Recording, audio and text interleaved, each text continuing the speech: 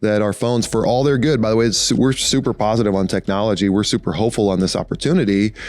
Yet, how can we prune back these thorns? And we'll get into what I mean by that. How can we prune back these thorns to help us bear fruit in the areas that are most important to us?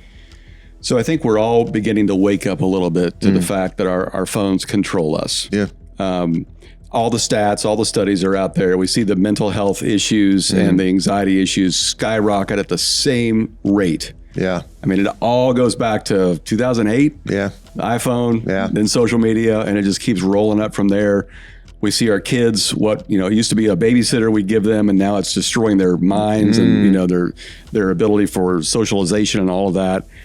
We've recently done a series on mental health here at the church, and we've covered a lot of those stats. But just for our people that are beginning to kind of come out of the fog of it, or maybe even think that's a kid issue, not a me issue, convict us.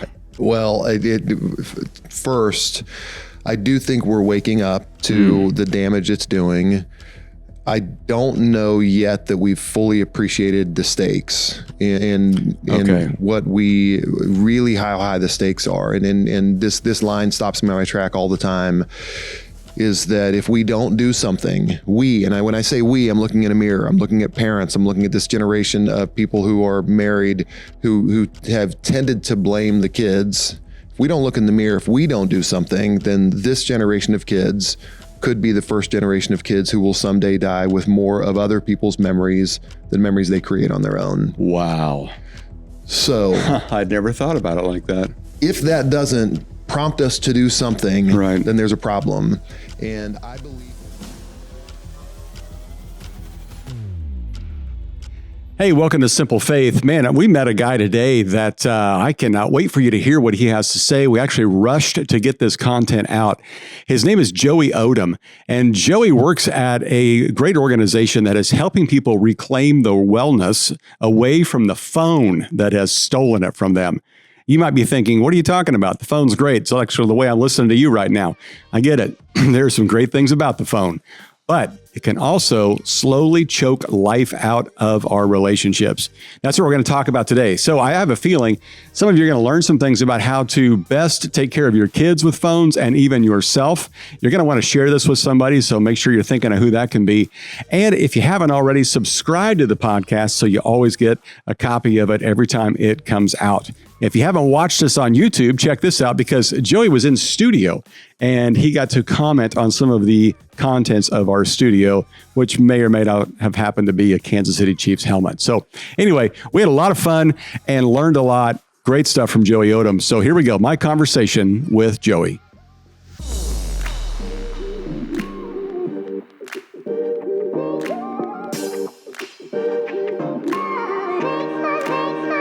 Joey Odom in the studio. Thank you, first of all, for being here. You just happened to be in Texas and you popped over. So for our listeners that don't know you, and we're just getting to know each other, yes, we've covered all our sports allegiances. We have. So we're all set. Tell everybody who you are. Yeah, I am co-founder of a tech company called Reclaim Well, which exists to help people reclaim their time and their lives back from technology. Wow. We have been married to my wife, Kristen, for a little over 20 years. I'm 6'5". My wife, Kristen, she claims 5 feet, Rusty. She's a tiny one. So when my son was born, my son 17 years ago, I have a 17-year-old son, 15-year-old daughter. When Harrison was born, it was this 18-hour labor before they realized that there was a massive human in this tiny little body. And so she goes C-section, all this stuff. And so 9-pound Harrison comes out. Oh my goodness. And I told Kristen afterwards, I said, you have to find a smaller father for the next one.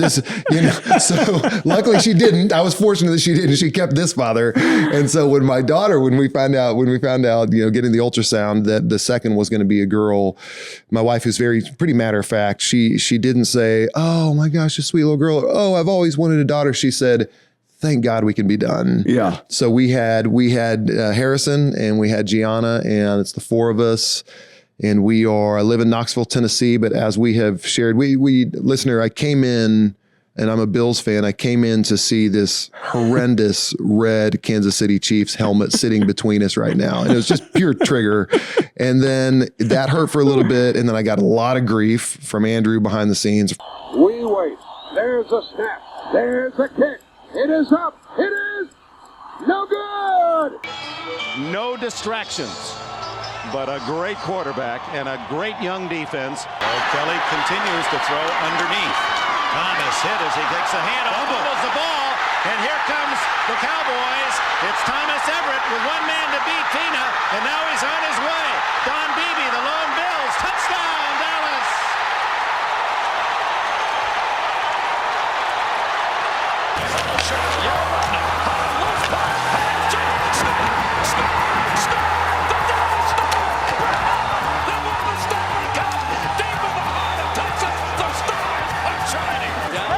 Stanley Cup champion.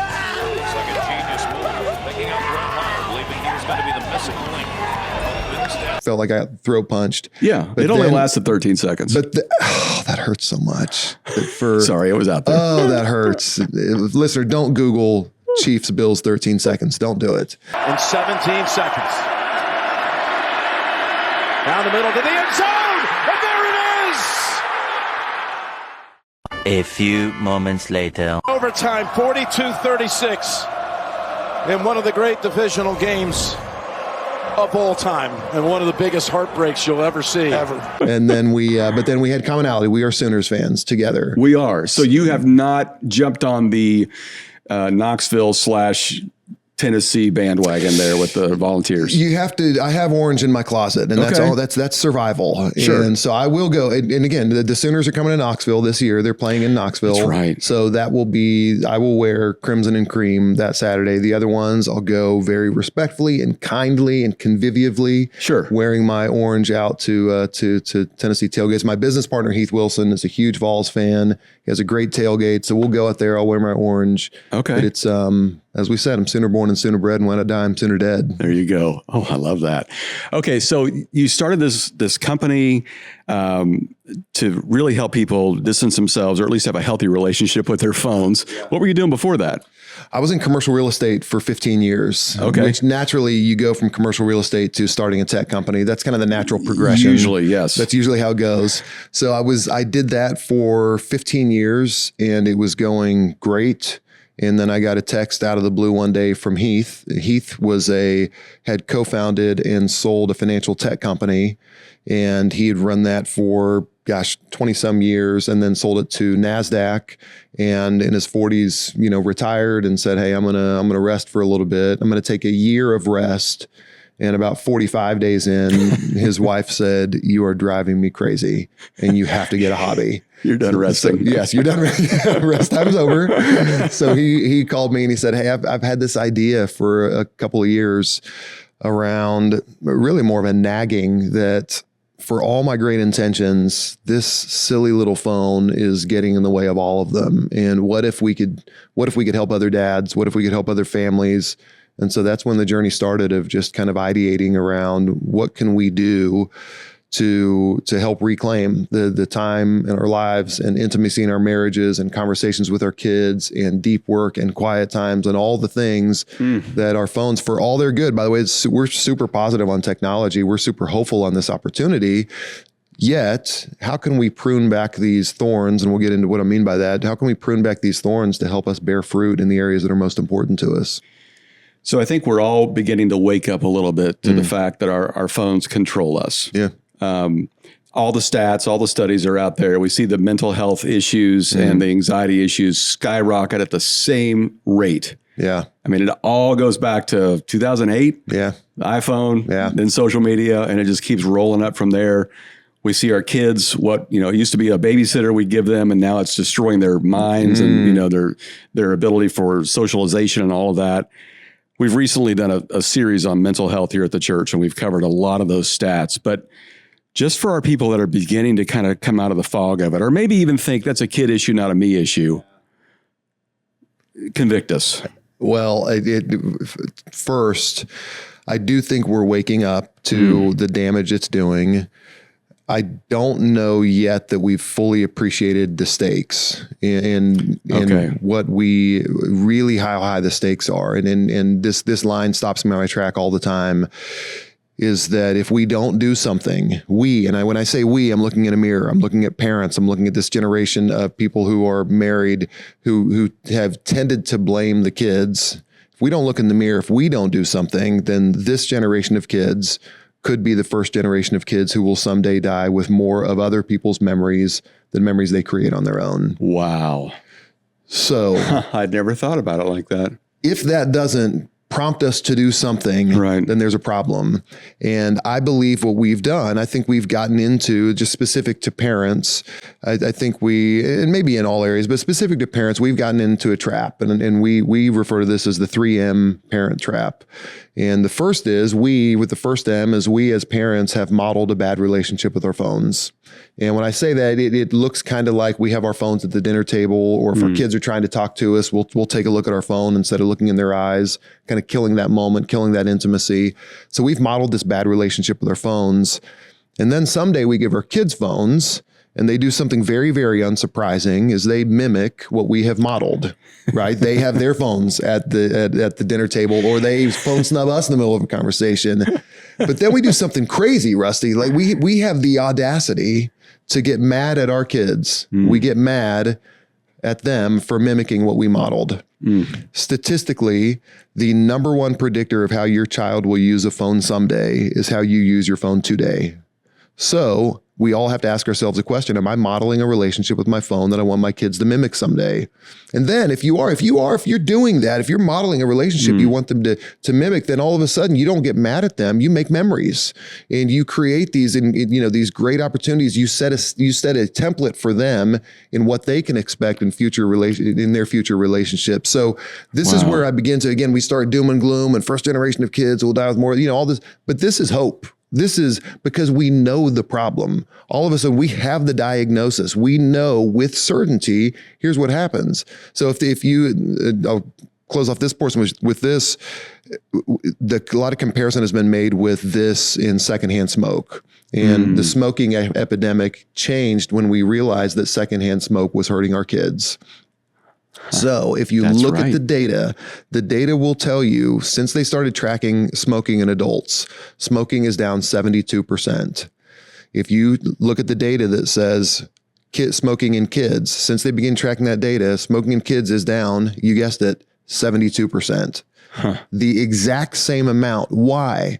Because when we realized it was hurting our kids, we stopped doing it. And when we stopped doing it, they stopped mimicking what we were modeling to them. So I'm unbelievably hopeful, not just culturally, but I believe in the church. I think the church has this unreal opportunity right now to provide clarity, not by making bold proclamations, but actually by humbly modeling it, by living it out, by providing the language and clarity and certainty on here's what we can do. And when we do that, culture will be drawn in. They may not believe in a resurrected Savior just yet, but they will say, gosh, I like how Church 360 is leading with clarity. This is something that I feel, man, this is really practical. And then what do? They get to know Jesus in the process. So as we disciple our people as church, and we believe church staffs, let's begin there. Church staffs lead it well. If discipleship is learn, live, lead, we like to go from learn to lead instead of live. But what if we lived for a little bit? And if we lived it and we modeled it well, culture will see it. They'll follow. They'll see our Father in heaven. They'll glorify our Father in heaven through us. And discipleship always becomes evangelism. So I think this is an unreal opportunity for us to do something about it as a church. You've shared that before. That was well said. I get excited about it too. Man, that was brilliant. There's a lot to unpack there. I love the 3 M's. I think that's brilliant. I love how you can reverse it. One of the things that I've heard you say is that Jesus actually speaks about this. Yeah. Tell me where you find that. Yeah, a lot of people don't know Jesus talked about smartphones. And I will tell you as a table setter to this is that God is obsessed with fruit. God loves talking about fruit. The Bible is full of references to fruit. It's kind of under our nose. Fruitfulness, unfruitfulness. There are over 300 references to it. So an average of 5 per book per book of the Bible, fruit is referenced. And when we say fruit, this is what we all want, Rusty. We all want increase. In the things that we've been given, we want increase. In our marriages, we want thriving marriages. In our relationships with our kids, we want closeness. In our quiet times with the Lord, we want to see fruit. We want to see that abundance of love. Peter talks about this kind of ladder of virtues, beginning with faith and then goodness and then knowledge, add to it, and just continue to crescendo up and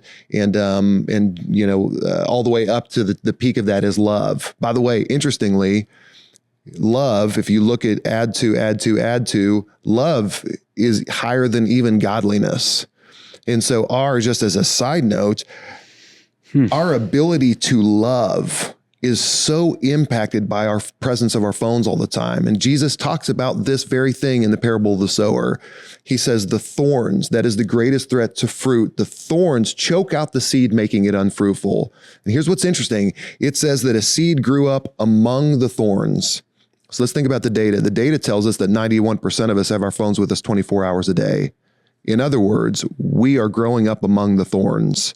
And the thorns, I want you to imagine how a thorn grows. Imagine a seed, a plant, a thorn grows in a spiral. So it is growing around it, positioning itself from the beginning, getting ready to choke this thing out. Mm-hmm. And choking, we all know, is not an instant death. Choking is a little bit of a slower death.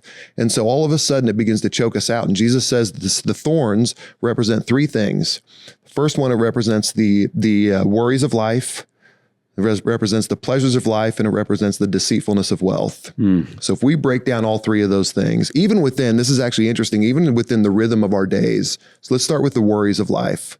Let's say you sleep with your phone next to your bed and use it as your alarm clock.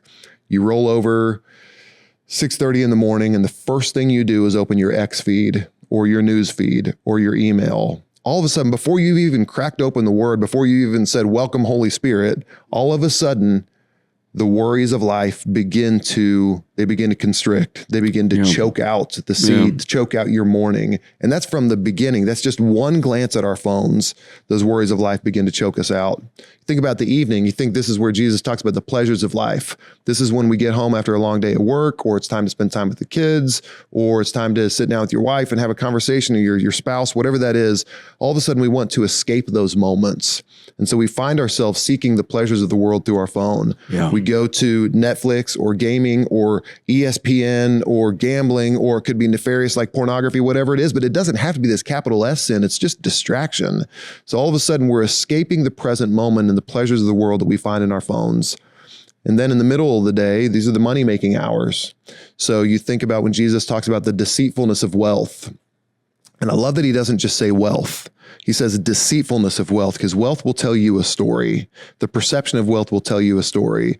Let's just imagine you're on a family vacation in Tampa. So you're having a great time in Tampa with your family, and then you open your Instagram feed. All of a sudden you see one of your friends on a vacation in Tahiti. Mm-hmm. And all of a sudden this great vacation in Tampa is kind of crappy because you're not in Tahiti. So the deceitfulness of wealth tells you that if you had their kind of money, then you could be happy. And so what that results in for us in every area of our lives, and not to mention have a quiet time, you're pondering the word, and then all of a sudden you just take a glance at what the weather's going to be. And then the weather turns into Instagram and ESPN or whatever that is. Mm-hmm. So this is a threat, the greatest threat today, 2,000 years after Jesus talked about this, the greatest threat to fruitfulness in our lives, to the point where Satan doesn't even have to work that hard anymore. He doesn't need capital S sins. He just needs like a screw tape letters distraction from that moment. Wow. And if we are not aware of this, and if we are not pruning back these thorns actively, if we don't recognize how high the stakes are, if we don't recognize that the thorns are encircling us, ready to choke us out when we give them any opportunity, then we're in real trouble. But if we understand this is the threat, and by the way, Rusty, I live this out. I was challenged by my friend Addison Bevere the other day. We had lunch a couple weeks ago, and he said, Joey, I want you to take 1 hour in the morning, just 1 hour after you wake up, and I want you to not look at your phone. Mm-hmm. And brother, it has changed and I think about this all the time, but that first, not allowing the thorns to have any ability to choke out my day before I've gotten in the word. Right. It's an absolute game changer. And the cool thing about it, for all this, we're talking, Jesus and thorns and Jesus talking about smartphones and all that kind of stuff. this is actually much more simple than we might give it credit for. Right. I think we tend to overcomplicate things. This is not complicated. We can do something about it super, super practically. And this is why I say it's the most hopeful thing. If you go through a SWOT analysis, strengths, weaknesses, opportunities, threats in an organization, a threat is always tied to an opportunity. So is this a threat, the greatest threat to our fruitfulness? Absolutely. But what does that mean? That means we have an unbelievable opportunity to do something great about it. Okay, so let's get into the solution side of things. I know that you have worked with Church of the City. I would assume the one in Nashville with Darren Whitehead, and obviously the Digital Fast. He's been on this program, talked about that before. It's an incredible resource, incredible work. Short of just destroying our phones, is it going back to the old-fashioned brick phones? Is it going back to not having a phone? What's the opportunity out of the threat? What's the best way for parents to model this? And then we'll get into what kids need to do. Yeah. Well, I think our business would be a lot easier if we said phones are bad. I think it'd certainly be a lot more clear. It would be a lot easier to say, just go back to a flip phone. I wish it were that simple, but I want to encourage people, church leaders, parents, spouses, whomever you are, let's wade into some of the gray waters here and let's recognize the goodness that comes from our phones. I FaceTime with my grandfather hours before he passed away several years ago, leveraging technology. How cool is that we have that ability? Exactly. You're able to leverage ministry here. You're going to be able to do great ministry and expand the gospel through technology. Yet we also need to recognize that, hey, this is a problem for us if we're not leveraging it just as a tool. So the encouragement we have, and we use this word relationship when we come to technology, which is very odd and unique that we're describing a relationship with an object. This is unique to adults. We as adults don't have relationships with objects. Kids have relationships with objects. They have a relationship with pacifiers and blankies and binkies. These are called transitional objects or comfort objects that they cling to in the absence of relationships. Our phones have reverted us back to a childlike state of relationship with an object. But where kids cling to objects in the absence of relationships, we cling to objects in the presence of relationships. We do it at the dinner table. We do it in the middle of conversations. So wow, that's amazing. Let's recognize it's a relationship. Let's begin to change that relationship, because when you change your relationship with your phone, you change your relationship with everyone around you. The defining characteristic in our relationship with our phones is our constant proximity to them. Period. That is the defining characteristic, is that we are always with our phones. I said it earlier, 91% of us have our phones with us 24 hours a day. So there's proximity.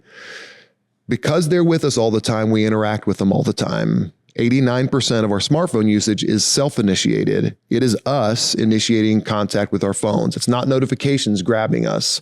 It's us saying, okay, what time do the Sooners play this Saturday? I go look it up on ESPN. Then all of a sudden I look at the US Open scores and the tennis matches happening right now. Then I check the weather, and then I check Instagram, and then on and on and on. And so I go down this spiral, and that only happened because my phone was in proximity to me. So that proximity leads to interaction. What that results in is this feeling of dependence on my phone, that I have to have it. So I'm dependent on my phone. So proximity, interaction, dependence. And when I feel dependent on my phone, I'm going to be naturally more inclined to have it in proximity to me again. We call that the PID loop. Proximity leading to interaction, leading to dependence, leading us back to constant proximity with our phones. And this is going to sound unbelievably oversimplistic and reductive when I say it, Rusty. We just have to break the constant proximity of our phone. And I believe that is truly, I'm biased here, but I believe that is the answer. Right. It's not complicated. Spend time physically distant from your phone every single day, period. Now, if you begin to do that, what's going to happen is you lessen that proximity, which lessens your opportunity for interaction, which reduces your feeling of dependence on your phone. All of a sudden you realize, gosh, I didn't actually need my phone on that 20-minute walk with my wife around the neighborhood. Right. And when you reduce that sense of dependence, you're less likely to have it in proximity with you all the time. So you begin to do that. And I know it sounds simple in the same way that it sounds simple to get fit, right? You eat less, you move more, yet this is really hard to do. What I'm describing is very difficult. But if we simplify it and say, I need to spend time physically distant from my phone every single day. If 91% of us have our phones with us 24 hours a day, joining that 9% club is maybe difficult. So if that sounds like that could be difficult. All I encourage people to do is spend 5 minutes apart from your phone today. 5 minutes. But don't do it for the sake of spending time away from your phone. Find something that's better on the other side. It's family dinner time. Great. My phone's going to go in the drawer. Oh, my daughter wants to talk with me. I'm going to put my phone up right now. So find something better on the other side. There's nothing motivational about spending time away from your phone. There is something motivational about what happens on the other side of the phone. Right. I would give a goal for people to say, I want to build up to spending in aggregate 2 hours a day physically distant from my phone. And the reason and that's, again, that's not 2 hours in a row. It can be, but it's more throughout the day. Think about your quiet time in the morning, getting some deep work done during the day. Maybe you got to lunch with some colleagues. You spend some time in the evening. All of a sudden you're at 2 hours a day physically distant from your phone. And when you do that, 2 hours a day equals 1 month out of your year reclaimed apart from your phone. Wow. So in a culture where we say we're short on time, you just had a 13-month year. Yeah. So this is, and we have some strategies, we have some tools on some strategies on how you actually do that. But I want everybody to simplify this and say, I just want to spend time apart from my phone today, period. And let's begin there. Yeah. I've heard a conversation John Orberg and Andy Crouch had about this, talking about prioritizing. We get up before our phones do. Yeah. The phone goes to bed before we do. Just some little practices like there. An hour a day. I love 2 hours a day. A day a week a year. Kind of setting some rhythms like that. Okay, so parents are out there thinking, okay, that sounds rough. I think I can do it. Or maybe they're thinking, that's not so bad. Yeah. But how do they help their kids? And let's talk to the young families that, they look at all their friends and they're all using the phone as a babysitter. We've all been in the grocery store and the child's in the grocery cart and they've been given an iPad and it keeps them sedated to some degree, but it's probably not a great thing for them in the long run. What would you say to people just beginning their journey? And then I want to get into what do we do when we've messed it up? Yeah. Well, for the young family, it's probably helpful to recognize there are different strategies in peacetime and wartime. As a parent, you have young kids, you are in wartime, mom and dad. They do so. Let's not. You can't use a peacetime strategy in wartime. It's wartime, and it is time. It's vigilant time. And by the way, I'm speaking. I missed my son's first soccer goal because I was looking at my phone. I've missed this. Everything I say, Rusty, is from a place of complete failure. There is, and I will tell you, it's in a place of victory now and continuing to make adjustments as I go along. But the person you see today is so drastically different from the person that I was before. So there's zero judgment. And I know that one of the biggest tools Satan uses in this conversation is shame. And shame by nature is a lie. Shame takes a mistake from the past and tells you with certainty about a future that hasn't happened yet. So it'll say, Joey, you messed that. And we're going to talk about the messing up. Joey, you messed this. You missed Harrison's soccer goal. Gosh, that's really going to damage him. So that's telling me about but it's a lie. So we can, so as people are hearing this, I don't want you to filter any of it through shame, because shame is it's just a lie. Right. It's a pretty basic strategy. It's a pretty lazy strategy, and we can overcome it pretty well. Just say, that's not true. Just say that's not true. Yeah. So I think for the parent who with the young kids, I don't know that I'm necessarily advocating for a Luddite strategy of a complete getting rid of phones, but I also think you are training in behavior that makes it that you're not going to like later. This is such a Jordan Peterson may be a little bit controversial, but Jordan Peterson, when he talks about parenting in his first book, he goes, don't allow your kid to do things that makes you hate them. so don't allow your child to become a monster that you'll one day not like. Right. So I believe as parents, we don't give our kids nearly enough credit. And when I say that, to imagine, some people say, well, they can't sit through a conversation through a dinner with an adult conversation. Completely disagree. Yeah. I think that is such an amazing gift that you can give them, allowing them to sit there. So, and on top of that, I think that they love it. I know we hear so many stories about young kids just learning to talk, 2-3 years old, grabbing their parents' phones and taking them away, or saying, mommy, no phone, daddy, no phone. So they want so badly, they have such an innate need for connection, and they get frustrated when we put this unnatural device in the middle of their natural need for connection. So I would encourage, this wartime strategy is going to require a lot of vigilance. And Mom, I know you're tired, and Dad, I know you're tired, and I want you to give yourself grace when you fall a little bit short of your own standards that you have for yourself. But let's not train in this behavior for our kids to go to this adult pacifier whenever they need a little bit of comfort. Yep. That's hard. I know that's hard. And I know that's an ideal that's hard to live up to. If you've messed it up, and I'll say when you've messed it up, because all of us have. Again, talking to the chief of sinners here, when you've messed it up, you have to know that everything is reclaimable. So when my daughter Gianna was 10 years old, it was May 8th, 2020. I remember this because I wrote it in my journal. This is right around when we were starting our business. Gianna and I watched a movie together. And at the end of the movie, she turned to me and she goes, Dad, did you know that's by the way, not judging me, not congratulating me. Dad, did you know that's the first time we've ever watched a movie and you haven't had your phone? Wow. Which was a gut punch, because I thought, have I really gotten this wrong for a decade? That this is the very first time. And she'd never even mentioned before that I was on my phone, but it was clear she'd noticed. But it was also cool, and she noticed that I was with her fully for the first time.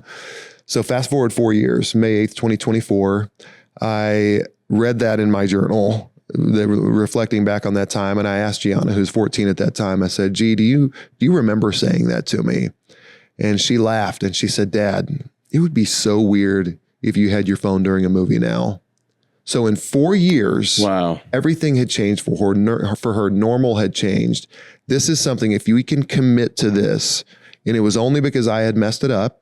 Shame is a good indicator, but a bad motivator. So I recognize when she said on May 8th, 2020, hey, I have messed this up, but I'm gonna propel myself to do good things, and it's not gonna be overnight, and it's not gonna maybe even be a year from now, but it is gonna be 4 years from now. So 4 years from then, everything had changed for her. So let's think about what that does for her. Let's think about what she now expects in relationships. Right. So let's just say someday she goes on a date, and the guy she's on a date with, he pulls out his phone, he sits on his phone for half the meal. That would be abnormal for her, and she would expect more. So she knows exactly what to do in that moment. She orders the surf and turf, the most expensive thing on the menu. She lets him pay and never goes out with him again. That's what she takes a dessert to go. Right. So she knows exactly what to do, but it's set this new expectation for what she should expect in her relationships. And what a cool thing. So if you have messed it up, I think that's a great opportunity for you to say, man, I can dust off. The stories we love are redemption stories. The stories we love are when the hero gets knocked down and stands back up. So what a cool opportunity to get it right. Right. And what a cool opportunity, no matter the age of your kids, because I don't care how old your kids are, they crave that connection with you.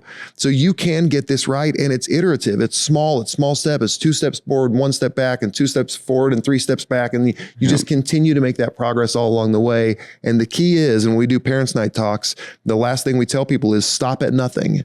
Do not stop. Commit yourself to this. Commit to the grind. Absolutely, you're going to mess up, and it's going to take time. And over years, you're going to reshape. As you reshape your relationship with your phone, you will reshape your relationship with everyone around you. Okay, so for those who have kids that are still in that stage where they can police it a little bit, because there reaches that stage, they think, well, they got to have a phone so I can get a hold of them, or they can call home, tell us when they're ready. I don't know if you did this when you were a kid, but I had a quarter, and I would call and let it ring once and hang up. I get the quarter back, right? But now I've let my parents know it's time to come pick me up. Amazing. So that I always have the quarter. Now they don't necessarily have that. They wouldn't even know what to do with the payphone if they saw it. Who has quarters now? Right. So they can police it a little bit. What recommendations do you give to parents about what age should they get a phone? How much screen time do you give them? Do you set all that in there? Because you can do that now. I did that with my kids. How much screen time they got? Is it only used in public and not in their rooms? So, those kind of things. What kind of advice do you give to parents that are feeling that? I love the question of when should I get my kid a phone? And when I hear that question, and this will be, so I'll, you know, like I said, I'll do a parent night talk or something like that, or speak to a room of parents. And it's almost like, yeah, but when can I get my kid a phone? So so that is the question that everybody wants to know.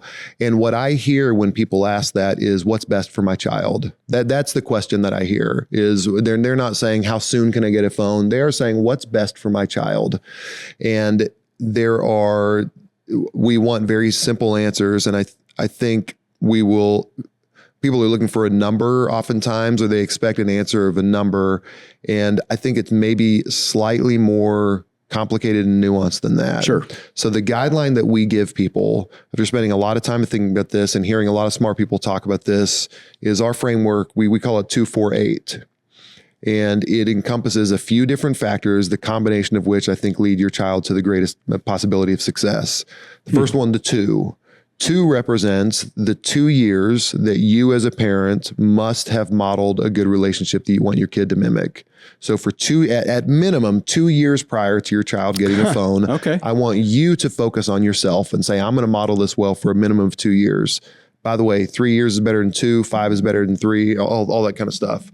So we can model this relationship well for 2 years. Right. The 4 represents, I want you to go find 4 of your kids' friends' families. And that the order of those words is very important. Not your families, not your friends' kids, but your kids' friends' families. And I want you to band together with at least 4 of them and say, we're going to decide together as a group when we let our kids have a phone. And why that's so important is there are so many families who recognize the importance of this, but they try to do it alone. And you risk your child becoming socially isolated. And you don't want that. It's important enough that if it came down to you had to, but I don't think it's necessary. So I'm talking like 3rd, 4th, 5th grade getting together with these people. Which, by the way, Rusty, this is the advantage of the church. This is because you are surrounded by people who want the same thing. You can leverage collective action. Jonathan Haidt, who wrote The Anxious Generation, who's an atheist, said that religious communities have a magical ability to create new norms in society. Yes, he did. Unbelievable. The unbelievable opportunity to have those people who love Jesus around you and who want the best for their kids, who are asking the same questions. So that's the 4. Find 4 of your kids' friends, families, and band together. And then the 8 says, all the smart people say that your child should not get a smartphone until after 8th grade. I didn't do this, Rusty. My kids were younger than that. This data was not out there. But the smart people say 8th grade, after 8th grade is probably the time you should start thinking about it. But even if, this is why the 248 is important. Let's say you waited until your kid was an 11th grader. If you've not modeled it well for 2 years, they're just going to do exactly what you modeled. Right. If you don't have the 4, if you wait until 8th grade, your child will be one of the very last people unless you have the 4 families with you of your kids' friends, because then all of a sudden they can rely on each other. Now, I'm referring here to smartphones. I'm not necessarily referring to, kids' safe watches, because practically, it's pretty helpful to know your child's done with tennis practice or soccer practice. So those are very, very helpful. So I am talking specifically about smartphones. And I believe this 248 model is one that if you can implement it, yes, it takes a little more vigilance. Yes, it requires you to get out of your comfort zone. A side benefit of for your kids' friends' families, you get to know your kids' friends and their families. Right. So there's some benefit to it there. But if you can implement this and begin it young, what an amazing advantage you have. The other thing, when it comes practically, once your child has a phone, maybe someone listening says, okay, I got a freshman in high school. Gosh, they've had a phone for 3 years. That's fine. So let's start thinking within the home. I believe thinking through it through the relationship lens is very helpful. And for them to understand, kids love principles. They love the why behind things. And so explaining to them, hey, this thing has the potential of damaging relationships. Let's think about it as a relationship. Hey, when someone's talking to you, that's just not a time for your phone. Go set your phone aside. Hey, dinner time. This is time for a relationship.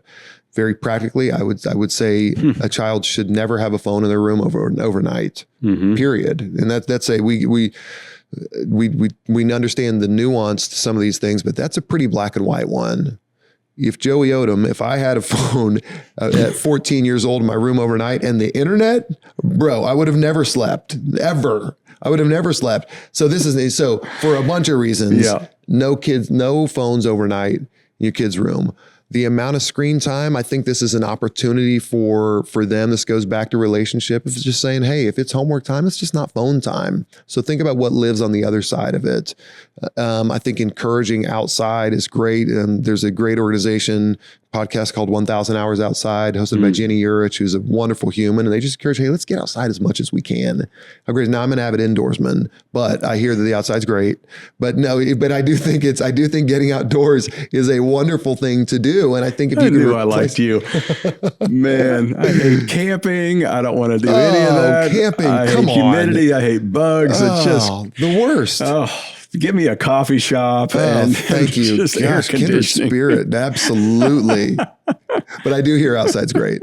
I have heard that. I like looking at it through the glass. Oh, it's fantastic through the glass. Yeah. It looks kind of windy today. All right, man. Well, I feel like we could talk for hours about important stuff and things like that. What did we not cover that everybody should know? So I'll give two very practical things for people. I want in your home, if you've heard this say, okay, I want to spend time away from my phone. Well, let's begin to create an environment that's conducive with your intentions. If you're relying, James Clear in Atomic Habits says environment always trumps willpower. So if you're relying on your willpower and your environment's not set up for it, you're going to lose. So let's begin. I'll actually give you three. The first one is, maybe this is especially for the fellas, don't go home and mandate this to your families, please. Begin to live this out. Live this out for yourself, and start with yourself. I think it's super, super important. Second one is in your home. When you get buy-in from your family, they see that change in you and you say, hey, let's start making our environment conducive. I want you to establish sacred times and sacred places in your home that are phone-free. Dinner table's easy. Your kid's bedroom is easy. In the middle of a conversation, that's a good one. Just say these are non-negotiable phone-free times, sacred times, sacred places. And then the other piece of practical advice is I want you to start becoming an investigator of the people you love and even yourself. And I want you to search for bids. The Gottman Institute talks about this concept of bids. Bids are simply requests to connect, and they come in a lot of different forms. They're verbal or they're nonverbal. They're large, they're small. It could be as overt as my wife saying, I need to talk to you. That's a bid. She wants to connect with me. It could also be my son sitting down at the kitchen table and anxious breath. That's a bid. What he wants me to say is, what's wrong? Sometimes we don't necessarily have the words for it. We want people to detect it. So those bids are really important. When you detect a bid, this is an unreal opportunity for connection. When the Gottman Institute says in bids, you can turn away or you can turn towards. So the turn towards, I think there's no greater way to turn towards a bid than to say the 6 most powerful words in the English language today, 2025. Those 6 words sound so silly is, let me put down my phone. And when you say it, I hear that breath, hey, let me put down my phone. Just say it, just in passing out loud, and then physically remove your phone from that situation. And when you do that, what you're really doing is bestowing value on the person across the table from you. What you're saying to them, Rusty, is there are theoretically 8 billion people on this earth who can reach me on my phone. And right now, in this moment, you're more important than every single one of them.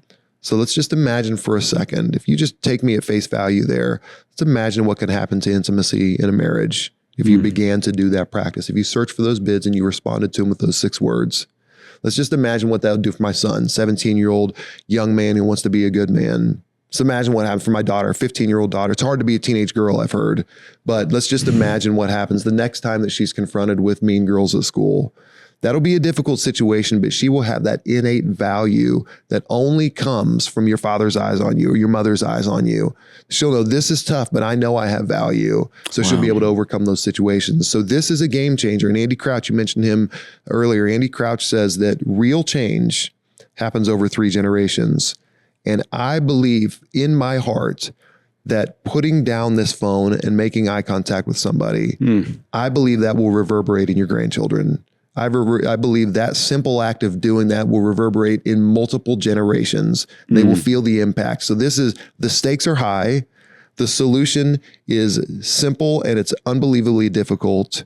And the result is absolutely worth it. It's amazing. I love that. Oh, such good stuff. Where can people connect with you? Yeah. We go to our website, reclaimwell.com. Our business is set up for people, for specifically organizations and church staffs, to have Reclaim Well, the app, as a cultural benefit, as something that the church provides to their staff that, by the way, changes staff cultures. We have a pastor in Atlanta who says this is the most important thing we've ever done for our staff. They're seeing results, reclaiming thousands and thousands and thousands of hours, not just for the church staff, but their families as well. So that would be the best place. We speak on the topic a bunch as well. And we just want to speak a message of hope that we as Christians, we as believers, we as Jesus followers can do something about this here, that we can prune back the thorns to make sure that we are the ones leading the charge here. That's awesome. Well, I feel a little bit like a hypocrite because I brought my phone to read the questions that we were going to talk about. You didn't even need them. Didn't even need them because your the head. Conversation was so good. Anytime you talk with a fellow Sooner, that happens. So horns down. All right. Well, listen, thank you for being on the show. This was great. I think Mike Lynch. Oh, come on. Mike Lynch. What a guy. He's the best. He's the ultimate connector. He's the greatest connector I've ever met. Yes. He is unbelievable. Love that guy. Yep. He was, he's been on several times and just love that guy. So thank you for being on the show. Thank you, Rusty. Well, great stuff from Joey. So grateful for him. Make sure you check out their website and see what they're up to and the podcasts that they do as well. Hey, next week, we're back with brand new content, and I know that you're going to want to make sure that you get that. So hit subscribe. And today, you may have heard something you think, man, somebody in my life needs to hear this. Maybe you want to send it to your spouse or one of your kids. Let them know the devastation that phone is doing in your life and in theirs. Say you're sorry to somebody for how much phone time you have. And maybe start reclaiming a little bit of your time, 2 hours a day without your phone. That would go a long, long ways. Okay, we're back next week. Have a great week. And as always, keep it simple.